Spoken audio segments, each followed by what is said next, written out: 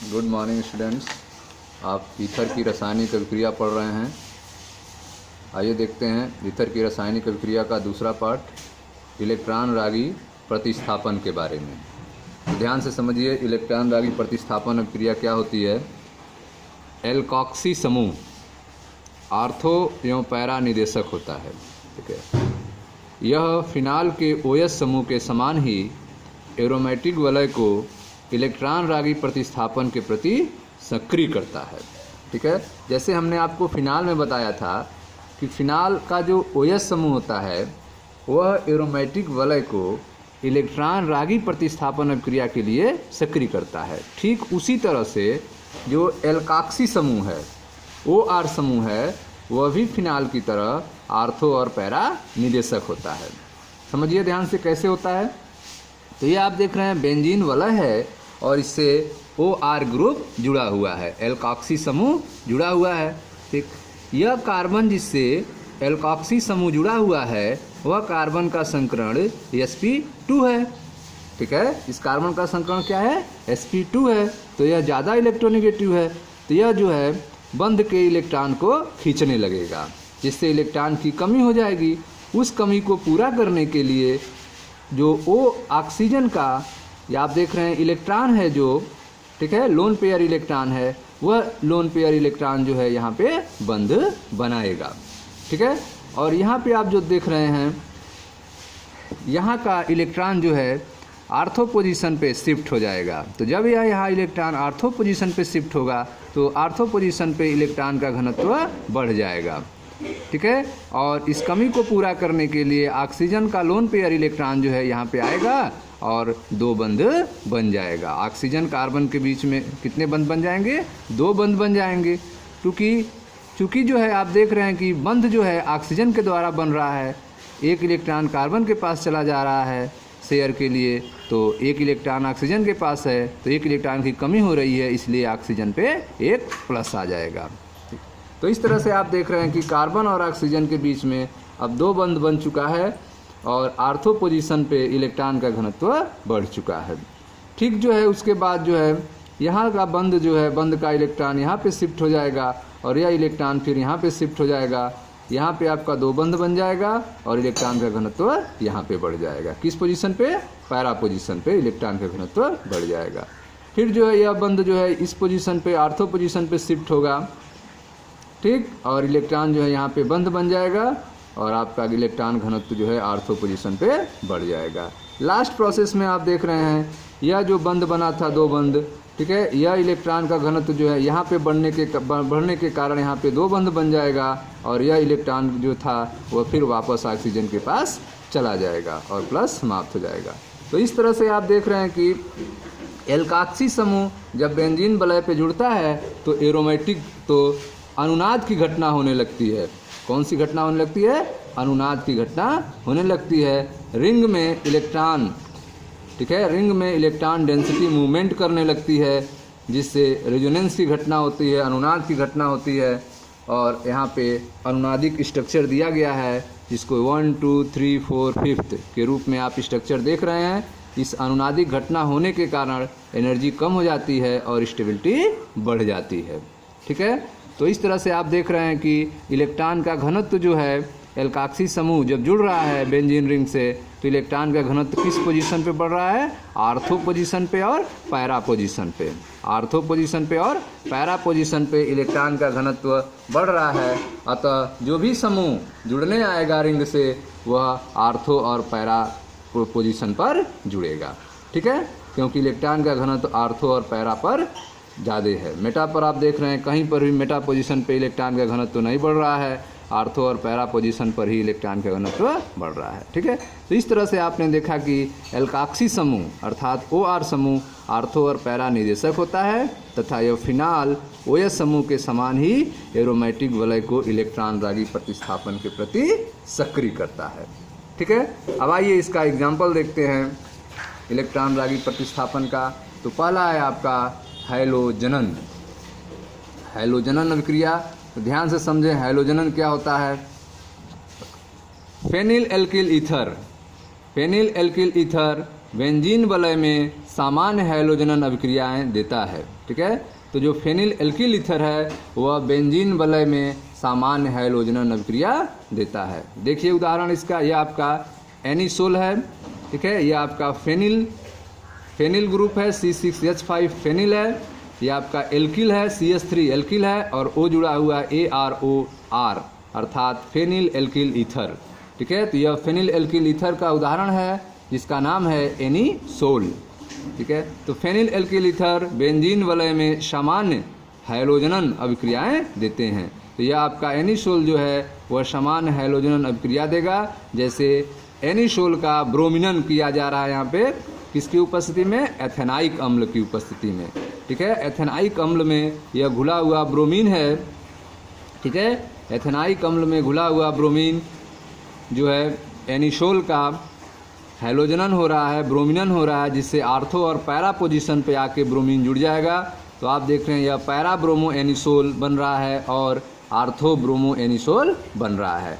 यहाँ पे देख रहे हैं आप आर्थो ब्रोमो एनिसोल जो है अल्प मात्रा में है, कम मात्रा में है, जबकि पैरा ब्रोमो एनिसोल जो है अधिक मात्रा में है और यह मुख्य उत्पाद है। ठीक है, आर्थो ब्रोमो एनिसोल जो है कम मात्रा में है, अल्प उत्पाद है, क्योंकि आप देख रहे हैं यह दोनों समूह आपस में प्रतिकर्षण करेंगे, नज़दीक हैं, इसलिए यह कम मात्रा में बनेगा। और आपका पैरा ब्रोमो एनिसोल मुख्य होगा, ज़्यादा मात्रा में बनेगा, क्योंकि इसमें दूरी बढ़ जाने के कारण प्रतिकर्षण कम होगा।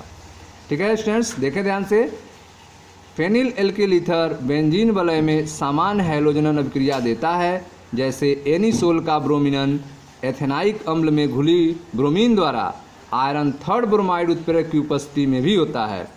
ठीक है, तो आप देख रहे हैं एनिसोल का ब्रोमिनन जो है एथेनाइक अम्ल में घुली ब्रोमीन द्वारा आयरन थर्ड ब्रोमाइड उत्प्रेरक की उपस्थिति में भी होता है। ठीक है, तो यह अभिक्रिया जो है आयरन थर्ड ब्रोमाइड उत्प्रेरक की अनुपस्थिति में भी होता है। ठीक है, अगर आयरन थर्ड ब्रोमाइड उत्प्रेरक अनुपस्थित हो तब भी यह अभिक्रिया आपका होगा। ऐसा मेथाक्सी समूह द्वारा बेंजीन वलय के संक्रमण के कारण होता है। जो मेथाक्सी समूह है, ठीक है, वह मेथाक्सी समूह जो है वह बेंजीन वलय के संक्रमण करता है, इसके कारण होता है ऐसा। ठीक है, यह पैरा समावयी की उपलब्धि 90% होती है। जो पैरा समावयी है इसकी उपलब्धि कितनी होती है, 90% होती है। पैरा ब्रोमो एनिसोल कितना बनेगा, 90% बनेगा। ठीक है, तो आप देख रहे हैं कि एनिसोल का ब्रोमिनन जो है एथेनाइक अम्ल में घुली हुई ब्रोमीन के द्वारा किया जा रहा है, जिससे पैरा समावयी की उपलब्धि 90% है। ठीक है, यह अभिक्रिया जो है आयरन थर्ड ब्रोमाइड उत्प्रेरक की अनुपस्थिति में भी होता है। अगर आयरन थर्ड ब्रोमाइड उत्प्रेरक न हो तब भी यह अभिक्रिया आपका कंप्लीट होगा। आइए सेकंड देखते हैं फ्रीडल क्राफ्ट अभिक्रिया के बारे में। ध्यान से समझें स्टूडेंट्स, फ्रीडल क्राफ्ट अभिक्रिया क्या होता है। एनिसोल फ्रीडल क्राफ्ट अभिक्रिया देता है। एनिसोल जो है फ्रीडल क्राफ्ट अभिक्रिया देता है। एल्युमिनियम क्लोराइड जो एक लुईस अम्ल होता है, एल्युमिनियम क्लोराइड उत्प्रेरक की उपस्थिति में एल्किल हैलाइड तथा एसिल हैलाइड की अभिक्रिया द्वारा एल्किल तथा एसिल समूह आर्थो और पैरा स्थिति पर प्रवेश करते हैं। ठीक है, तो आप देख रहे हैं कि फ्रीडल क्राफ्ट अभिक्रिया में क्या होता है, तो इसमें जो है निर्जल एल्युमिनियम क्लोराइड उत्प्रेरक उपस्थित होते हैं, जिसमें एल्किल हैलाइड और एसिल हैलाइड की अभिक्रिया होती है और एल्किल तथा एसिल समूह आर्थो और पैरा पोजीशन पर जुड़ते हैं। ध्यान से देखें, यह आपका एनिसोल है प्लस CH3Cl। ठीक है, यह आपका CH3Cl है, एल्किल हैलाइड है, उपस्थिति है उत्प्रेरक की निर्जल एल्युमिनियम क्लोराइड AlCl3, एक लुईस अम्ल की तरह काम करेगा, कार्बन डाइसल्फाइड और आपका प्रोडक्ट बनेगा 2-मेथॉक्सीटालविन और 4-मेथॉक्सीटालविन। 4-मेथॉक्सीटालविन जो होगा वह आपका मुख्य उत्पाद के रूप में होगा।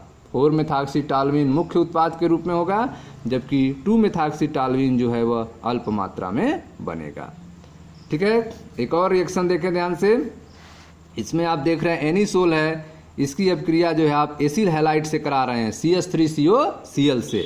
पहली अभिक्रिया आप एल्किल हैलाइड से कराए हैं, दूसरी रिएक्शन में आप देख रहे हैं एसिल हैलाइड है आपका CH3COCl है, इसकी निर्जल एल्युमिनियम क्लोराइड की उपस्थिति में जब अभिक्रिया कराते हैं तो आपका 2-मेथॉक्सी एस्टोफिनोन बनता है और 4-मेथॉक्सी एस्टोफिनान बनता है। 4-मेथॉक्सी एस्टोफिनान जो है ज़्यादा मात्रा में बनता है, यह मुख्य उत्पाद होता है, जबकि 2-मेथॉक्सीएस्टोफिनोन जो है अल्प मात्रा में बनता है। ठीक है, यहाँ पे उत्प्रेरक जो है एथेनाइल क्लोराइड, ये आपका देख रहे हैं, ये आपका एथेनाइल क्लोराइड है जिसे एसिल हैलाइड भी कहते हैं, एथेनाइल क्लोराइड। तो आप देख रहे हैं कि एनिसोल जो है,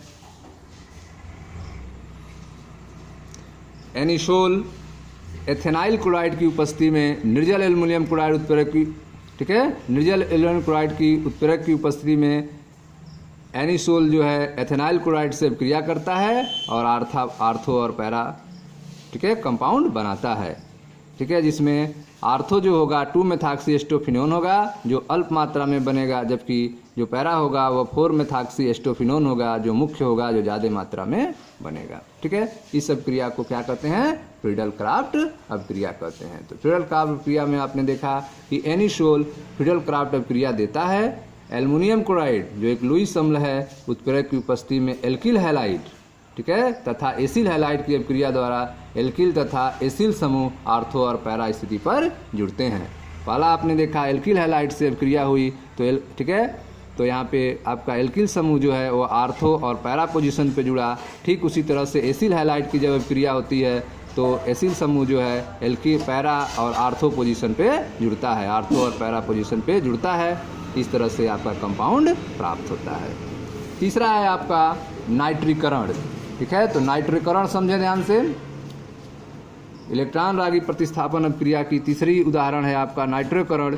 एनिसोल सांद्र H2SO4 और सांद्र HNO3 मिश्रण के साथ अभिक्रिया द्वारा पैरा और आर्थो नाइट्रो एनिसोल का मिश्रण देता है। ध्यान दीजिए, यह आपका एनिसोल है, यह सांद्र H2SO4 और सांद्र HNO3 की उपस्थिति में आर्थो और पैरा नाइट्रो एनिसोल देता है। ठीक है, नाइट्रो ग्रुप जो है वह आर्थो पोजीशन पे और पैरा पोजीशन पे जुड़ जाता है और आपका कंपाउंड 2 नाइट्रो एनिसोल और 4 नाइट्रो एनिसोल बनता है। इसमें जो पैरा पोजीशन वाला होता है वह मुख्य प्रोडक्ट होता है, मुख्य उत्पाद होता है। तो 4 नाइट्रो एनिसोल जो है आपका मुख्य उत्पाद होगा, जबकि 2 नाइट्रो एनिसोल जो होगा अल्प उत्पाद होगा। ठीक है स्टूडेंट्स, तो इस तरह से आपने देखा एनिसोल सांद्र H2SO4 और सांद्र HNO3 के मिश्रण के साथ अभिक्रिया द्वारा आर्थो और पैरा नाइट्रो एनिसोल का मिश्रण देता है, जिसमें 4 नाइट्रो एनिसोल जो पैरा प्रोडक्ट है वह मुख्य होता है, जबकि 2 नाइट्रो एनिसोल जो आर्थो प्रोडक्ट है वह कम अमाउंट में होता है। ठीक है, तो यह था आपका ईथर का इलेक्ट्रॉन रागी प्रतिस्थापन अभिक्रिया के बारे में, जिसमें इलेक्ट्रॉन रागी प्रतिस्थापन अभिक्रिया में आपने देखा कि एनिसोल से जो भी कंपाउंड आके अभिक्रिया कर रहे हैं, जुड़ रहे हैं, वह कहाँ पे जुड़ते हैं? वह आर्थो पोजीशन और पैरा पोजीशन पे जुड़ते हैं। मेटा पर कोई नहीं जुड़ रहा है। क्यों? क्योंकि आर्थो और पैरा पोजीशन पे इलेक्ट्रॉन का घनत्व बढ़ा रहता है। इसीलिए इलेक्ट्रॉन रागी प्रतिस्थापन अभिक्रिया के जो भी कंपाउंड आपके बने हैं वह आर्थो और पैरा बने हैं। जैसे आप हैलोजनन में देखा तो इसमें जो पैरा प्रोडक्ट था पैरा ब्रोमो एनिसोल, यह मुख्य उत्पाद का था। फ्रीडल-क्राफ्ट अभिक्रिया में आपने देखा इसमें भी जो पैरा प्रोडक्ट था 4-मेथॉक्सीटोलुइन वह मुख्य उत्पाद के रूप में था, और 4-मेथॉक्सीएस्टोफिनोन भी मुख्य उत्पाद के रूप में था जो पैरा डायरेक्टरी था। और उसके बाद आपने लास्ट में नाइट्रीकरण देखा, जिसमें आपका 4 नाइट्रो एनिसोल जो है मुख्य प्रोडक्ट था जो पैरा डायरेक्टरी था।